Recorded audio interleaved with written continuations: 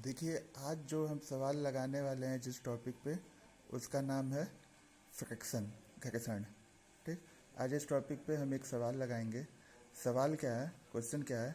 If coefficient of friction mu equal to 0.8 determine whether the block will move or not as shown in figure. कहने का मतलब क्या है? कहने का मतलब क्या है कि कोई ब्लॉक है, जैसा कि दिया गया हुआ है चित्र में। ठीक। उसका कोफिशिएंट ऑफ फ्रिक्शन क्या है? म्यू क्या है? 0.8। यदि कोफिशिएंट ऑफ फ्रिक्शन 0.8 दिया गया है तो ज्ञात कीजिए कि ब्लॉक खंड जो है वो मूव होगा कि नहीं होगा, जैसा कि चित्र में फिगर में दिखाया गया है।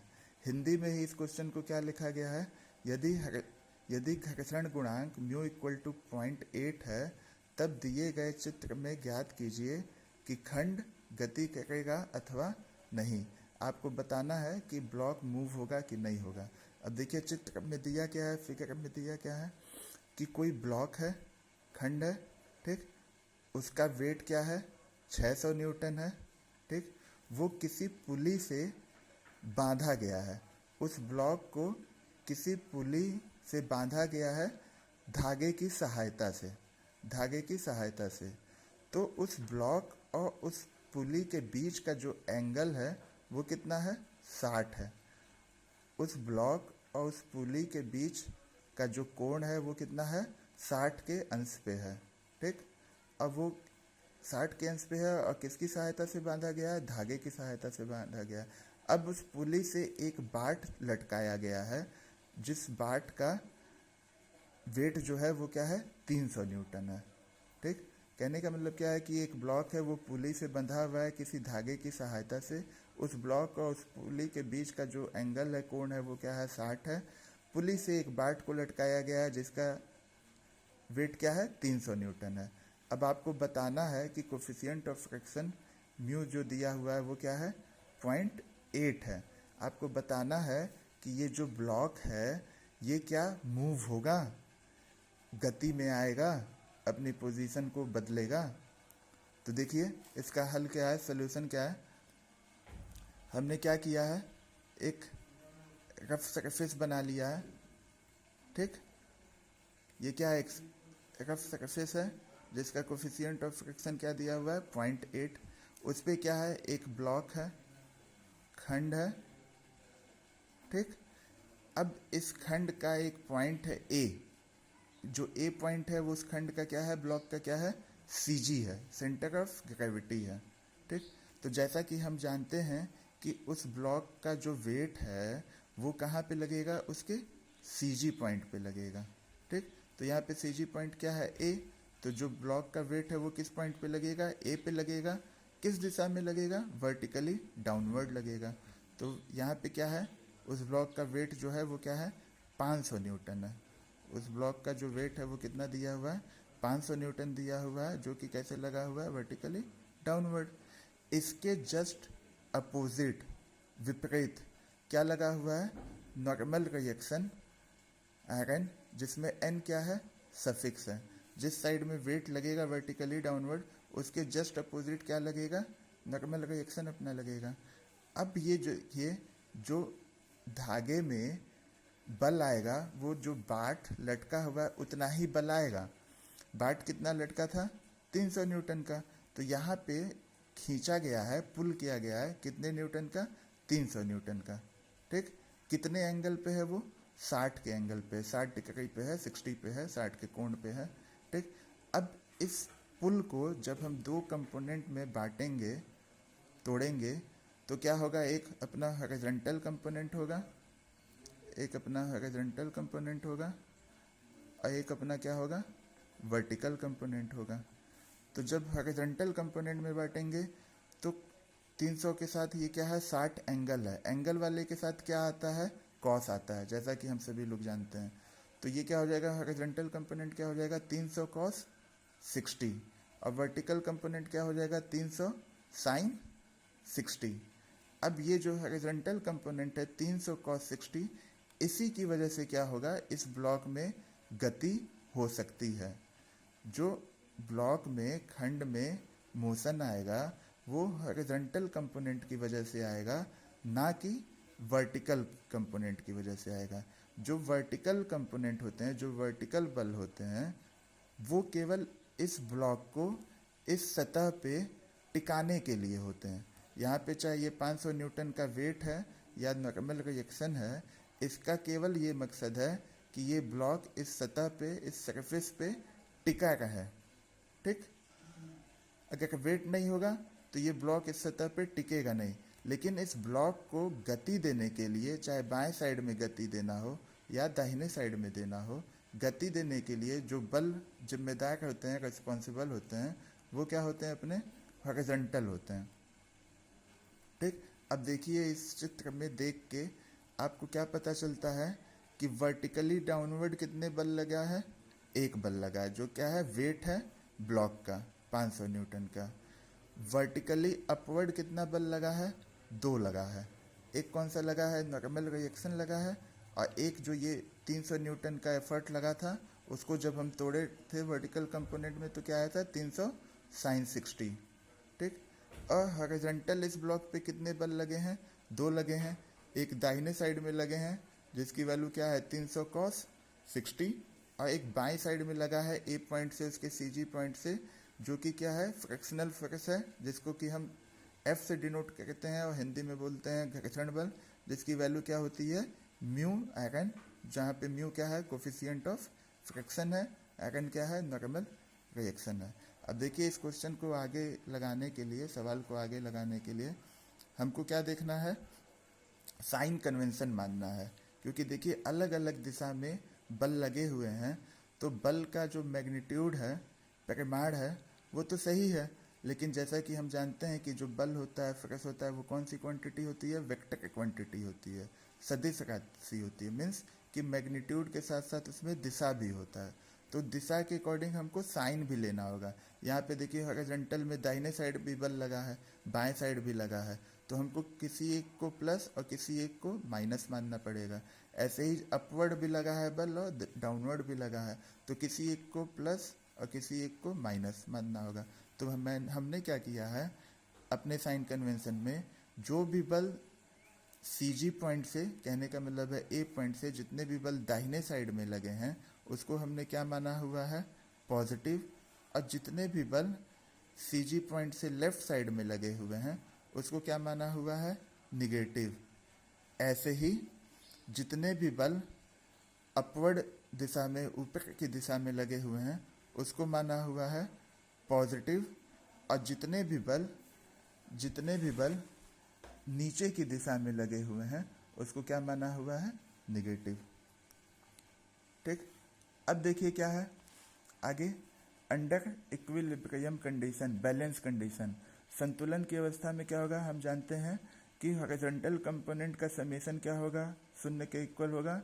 और वर्टिकल कंपोनेंट का जो समेशन होगा वो भी क्या होगा? 0 के इक्वल होगा। कहने का मतलब क्या है कि यहाँ पे देखिए हॉरिजॉन्टल कितने बल लगे हुए हैं? हॉरिजॉन्टल बल 300 cos 60 लगा है और F लगा है। तो इन दोनों को जोड़ेंगे तो वो किसके इक्वल होना चाहिए? 300 मतलब cos 60 को जोड़ें और F को जोड़ें, तो इन दोनों को जोड़ने पे वो 0 के इक्वल होना चाहिए। कब? जबकि ये क्या हो? संतुलन की अवस्था में होगा। वर्टिकल कंपोनेंट क्या है? वेट क्या है? 500 न्यूटन, 500 न्यूटन। और यहाँ पे ऊपर की दिशा में क्या है? 300 साइन 60 है और आयरन है। तो इन दोनों को जोड़ने पे क्या होना चाहिए? समेशन वर्टिकल कंपोनेंट का 0 के इक्वल होना चाहिए। वही चीज़ यहाँ पे लिखा हुआ है कि जितने भी हॉरिजॉन्टल दिशा में बल हैं उसका समेशन 0 के इक्वल होना चाहिए। जितने भी वर्टिकल दिशा में बल लगे हुए हैं उसको भी जोड़ने पे उसका जोड़ क्या है? 0 के इक्वल होना चाहिए। अब देखिए हमने क्या किया है? पहले अप्लाई किया है कि जितने भी वर्टिकल कंपोनेंट हैं, वर्टिकल फोर्स हैं, वो क्या है? 0 के इक्वल है। ठीक, अब देखिए वर्टिकल अपने पास थे क्या? क्या वर्टिकल थे? ये आयरन और 300 साइन 60। ठीक, ये ऊपर की दिशा में लगे थे और 500 कहाँ लगा था? नीचे की दिशा में। जब हम साइन कन्वेंशन लिए हैं तो जो बल ऊपर की दिशा में लगा है उसको क्या माना गया है? पॉजिटिव। और जो भी बल नीचे की दिशा में लगा हुआ है उसको क्या माना गया है, निगेटिव। ठीक, तो यहाँ पे ऊपर की दिशा में दो बल लगे हुए हैं तो वो दोनों क्या हो जाएंगे, पॉजिटिव हो जाएंगे, और नीचे की दिशा में क्या एक बल लगा हुआ है वो क्या हो जाएगा, निगेटिव, और दोनों को जोड़ेंगे तो क्या होगा, वो शून्य के इक्वल होगा। दोनों नहीं मतलब तीनों, दो ऊपर की दिशा में एक नीचे की दिशा में। तो देखिए क्या है, ऊपर की दिशा में क्या लगा था, आयरन लगा था, साइन कन्वेंशन के अकॉर्डिंग ये पॉजिटिव होना चाहिए, plus 300 sine 60 minus 500 equal to 0। अब इसको सॉल्व किया जाएगा,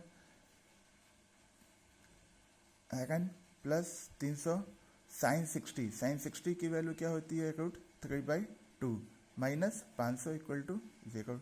ठीक है, अब इसको आगे सॉल्व करेंगे तो आयरन प्लस 150 कहाँ से आया, ये 300 था, ये 2 था, 2 से जब 300 को डिवाइड किया जाएगा तो क्या आ जाएगा, 150 आ जाएगा, 150 हो जाएगा। अब हम जानते हैं कि √3 की वैल्यू क्या होती है, 1.732, और ये 500 पहले से था तो माइनस 500 इक्वल टू 0। माइनस क्यों है, क्योंकि ये 500 ब्लॉक का क्या था, वेट था, नीचे की दिशा में था, तो वो माइनस था इस वजह से।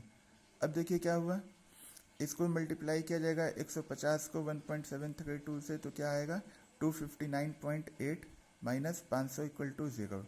अब 500 ये है, 259.8 है, 259.8 ये है। ठीक, 500 में से इसको घटाएंगे तो क्या आएगा, 240.2, लेकिन इक्वल टू के जब बाएं साइड में है तो वो क्या है, माइनस है। उसी चीज़ को जब हम इक्वल टू के दाहिने साइड में ले जाएंगे तो जो माइनस साइन है वो चेंज होके किस में हो जाएगा, प्लस साइन में हो जाएगा। तो यहाँ से हमको क्या मिल गया, जो नॉर्मल रिएक्शन है आयरन वो क्या हो गया, 240.2 न्यूटन के इक्वल हो गया। ठीक, ये हमारा क्या हो गया, इक्वेशन फर्स्ट हो गया, इसको हमने मान लिया इक्वेशन फर्स्ट। अब क्या किया जाएगा, अब हम अप्लाई करते हैं समेशन H इक्वल टू 0। कहने का मतलब क्या है कि जितने भी हॉरिजॉन्टल बल हैं वो क्या है, उनको जोड़ेंगे तो शून्य के इक्वल होगा। अब देखिए चित्र में देखिए, हॉरिजॉन्टल बल कितने थे अपने, एक ये थे 300 cos 60 वाला जो कि दाहिने दिशा में लगा है, और एक क्या था, F था, ये क्या लगा है, बाएं दिशा में। साइन कन्वेंशन में हमने क्या माना है कि जो भी बल दाहिने दिशा में लगा है वो क्या होगा, पॉजिटिव होगा, और जो भी बल बाएं दिशा में लगा है उसको वो क्या होगा, निगेटिव होगा। अब CG पॉइंट से एक ही बल है 300 cos 60, ये दाहिने दिशा में लगा है तो ये क्या होगा, पॉजिटिव होगा, और ये F जो है ये बाएं साइड में लगा है तो ये क्या होगा, निगेटिव होगा। तो देखिए आते हैं, इसको लगाते हैं, 300 cos 60 minus F equal to 0, इसके इक्वल होगा।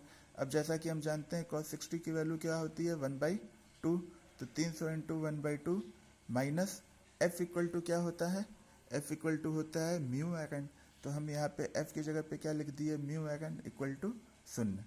ठीक, अब 300 को 2 से डिवाइड किए तो क्या बचेगा अपने पास, 150 माइनस म्यू की वैल्यू क्वेश्चन में पहले ही से दी हुई है 0.8। देखिए क्वेश्चन में सबसे पहली लाइन में ही म्यू की वैल्यू क्या दिया हुआ है, 0.8, तो म्यू की वैल्यू 0.8 दी हुई है पहले से, तो वहाँ हम 0.8 लिख देंगे म्यू की जगह पे, आयरन इक्वल टू 0।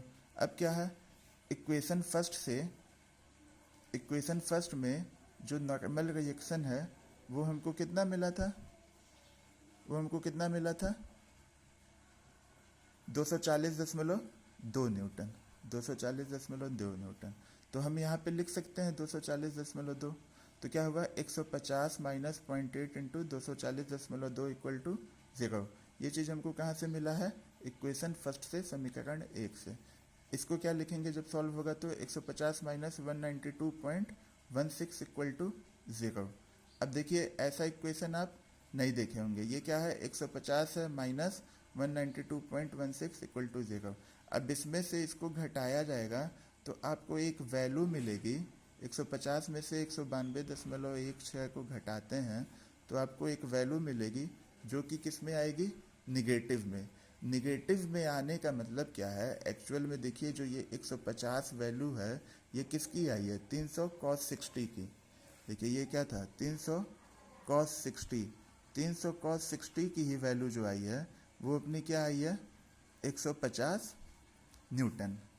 ठीक है, और ये जो आई है 192.16, ये किसकी वैल्यू आई थी, एफ की। एफ की वैल्यू क्या थी, म्यू एगन, म्यू की वैल्यू थी 0.8, एगन की वैल्यू क्या थी 240.2। तो इसको पुट किए थे तो 192.16 जो आया था ये किसकी वैल्यू आई थी, एफ की। ये किस, तो देखिए यहाँ पे एफ है, क्वेश्चन में देखिए एफ है, एफ इक्वल टू म्यू एगन। यहाँ पे जो एफ की अपनी वैल्यू आई थी सॉल्व करने के बाद वो क्या आई, 192.16 न्यूटन। अब देखिए जैसा कि मैंने बताया है कि जो वर्टिकल बल लगते हैं वो केवल उस ब्लॉक को, उस बॉडी को उस सतह से टिकने के लिए, उस पे रहने के लिए लगते हैं। जो मूवमेंट होती है, जो गति होती है ब्लॉक में, फ्लैट सरफेस में या किसी में भी, वो किसकी वजह से होती है, जो हॉरिजॉन्टल कंपोनेंट होते हैं, जो हॉरिजॉन्टली जितने बल लगते हैं उसकी वजह से। अब देखिए हॉरिजॉन्टली इस ब्लॉक पे 2 ही बल लगा था, एक दाहिने साइड में लगा था 300 cos 60 जिसको सॉल्व किए थे तो हमारी वैल्यू 150 न्यूटन आई थी, और एक बाएं साइड में लगा था उसके जस्ट अपोजिट, क्योंकि जिस साइड में खींचा जाएगा उसके जस्ट अपोजिट क्या लगता है अपना, फ्रिक्शनल फोर्स लगता है, घर्षण बल लगता है, एफ। वो क्या आया है 192.16 न्यूटन। अब एफ को और जो हॉरिजॉन्टल बल लगा है दाहिने साइड में, इन दोनों को तुलना किया जाए तो देखिए एफ की वैल्यू क्या आई है, 192.16 ज़्यादा है, मतलब 192.16 न्यूटन है, और ये क्या है 150 न्यूटन है। इसको देखने पे क्या पता चलता है कि जो एफ है वो क्या है, बड़ा है हॉरिजॉन्टल बल से जो कि दाहिने साइड में लगा हुआ है, जो कि दाहिने साइड में लगा है। ठीक, तो आप खुद सोचिए, इसको देख के बताइए क्या मूवमेंट होगा इस पे, जितना बल लगा इस ब्लॉक पे 150 न्यूटन का बल लगा, ठीक, और उससे ज़्यादा तो उस पर क्या लग गया, फ्रिक्शनल फोर्स लग गया, घर्षण बल लग गया, तो ये ब्लॉक हिलेगा, मूव होगा, नहीं होगा।